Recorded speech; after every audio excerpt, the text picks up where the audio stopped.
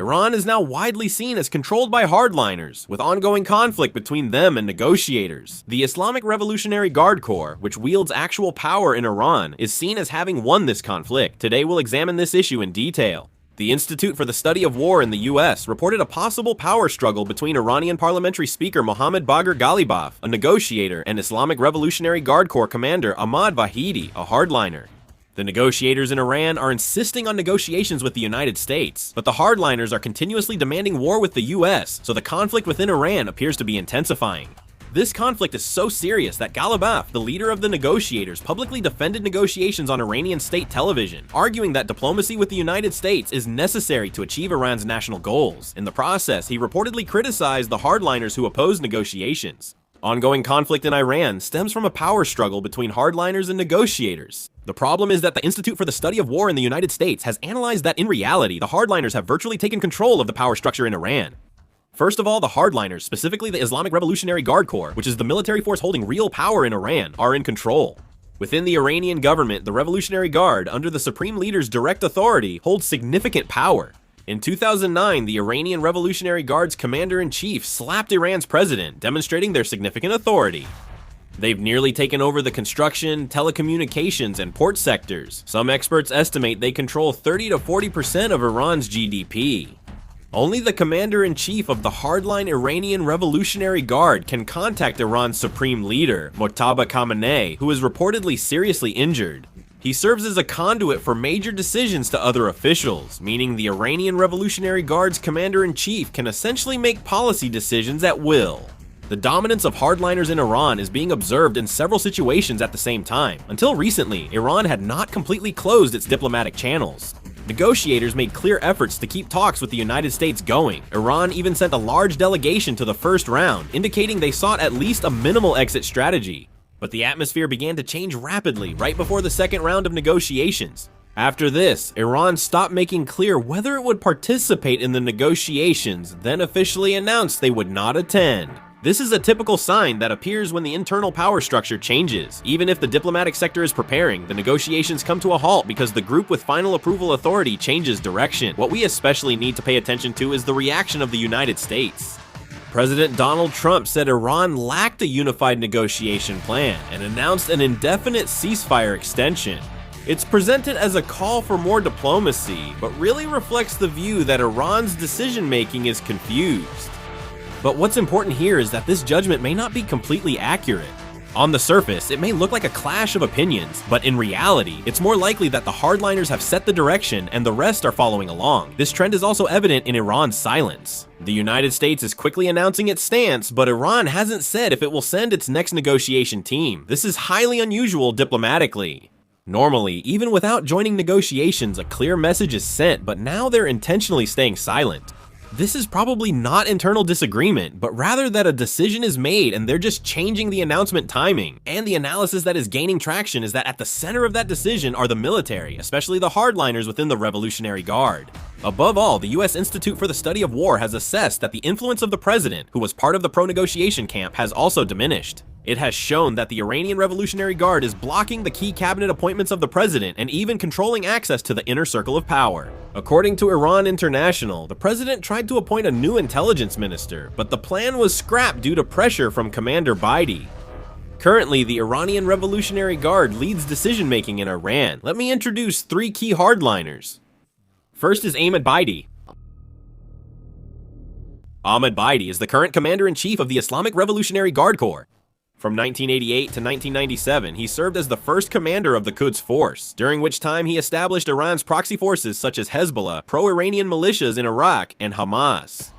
And in 1994, there was the bombing of the Argentine Jewish Center, which he also orchestrated. In addition, he was the one who led the government's hardline crackdown during the hijab protests in Iran in 2022. He is currently regarded as the person who holds real power in Iranian society. Next is Mohammad Bagher Zolgadar. Zolgadar is now Secretary of the Supreme National Security Council, overseeing practical affairs. He succeeded Ali Larijani, who was killed in an Israeli airstrike. A report by The New Yorker described the late Secretary Larijani as a moderate pragmatist and Zolgadar as a hardliner. In fact, Secretary Zolgadar founded Ansar Hezbollah, a vigilante group that follows Islamic fundamentalism. He is also known for advocating the armed occupation of Israeli territory. He is currently the most hardline voice among the hardliners. Next is military advisor Rezai. Military advisor Rezai is highly trusted, to the point that if Mujtaba Khamenei is chosen as the new supreme leader, he would likely be the first person appointed. At 27, he became commander-in-chief of the Islamic Revolutionary Guard Corps and led the Iran-Iraq War. He also designed the Corps' current structure and roles. He strongly supported the blockade of the Hormuz Strait in this war. These hardliners basically control most positions of power in Iran. The hardliners in Iran are wielding even more power than before. Some analysts say this is due to the absence of Mujtaba Khamenei.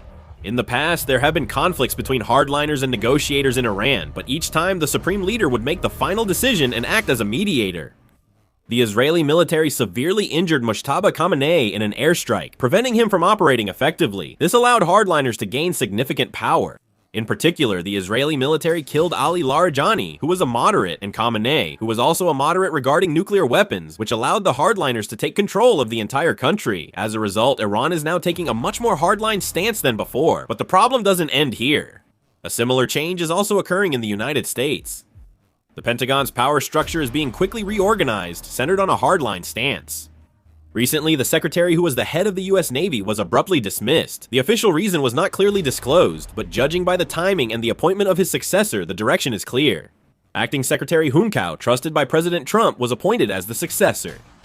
This person, a key aide who pushed for military reform with Secretary of War Pete Hegseth, shows the personnel change was clearly not accidental given the current situation. Recently, Army Chief of Staff Randy George was replaced, and now the Navy's leader has also changed. The Army and Navy, key US military branches, were reorganized at the same time in a short period. Such rapid and large-scale replacements are rare in peacetime, indicating the current US administration is exerting strong control over military leadership. Notably, the tendencies of those being replaced stand out.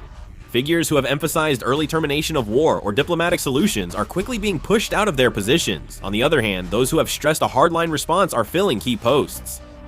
This is not just a change in policy direction, but a sign that the decision-making structure itself is changing. Now, instead of a structure where various opinions clash, it is being aligned in a way that pushes forward in a single direction. Secretary of War Pete Hegseth is leading this change. He is quickly expanding his influence in the War Department and reorganizing the lineup with people who share his vision by using his control over personnel. Consequently, the Pentagon's realist faction, focused on negotiation and diplomacy, is quickly losing influence. The mechanism that used to provide balance in the policymaking process is disappearing. And the group that has filled that void is very clear. It's the hardliners who want to end the situation with overwhelming military force. They may consider not just limited strikes or talks, but also actions that could expose the Iranian regime. If this trend continues, the US military strategy will likely become more aggressive. It's no longer just a personnel issue, but a shift in the nature of the war. There's an even riskier aspect now. Both the US and Iran are led by hardliners. This not only escalates the conflict, but also removes the usual controls. The diplomatic sector has effectively lost its power, and decisions are now being made rapidly, centered around the military. In this kind of structure, even a small clash is highly likely to escalate into a full-blown conflict. It's not just that negotiations have failed, it's that the system has changed so that negotiations aren't even an option anymore. Both the United States and Iran are seeing their negotiators gradually lose influence, while hardliners are taking control. As a result, negotiations are being pushed to the background. What kind of consequences could these personnel changes bring?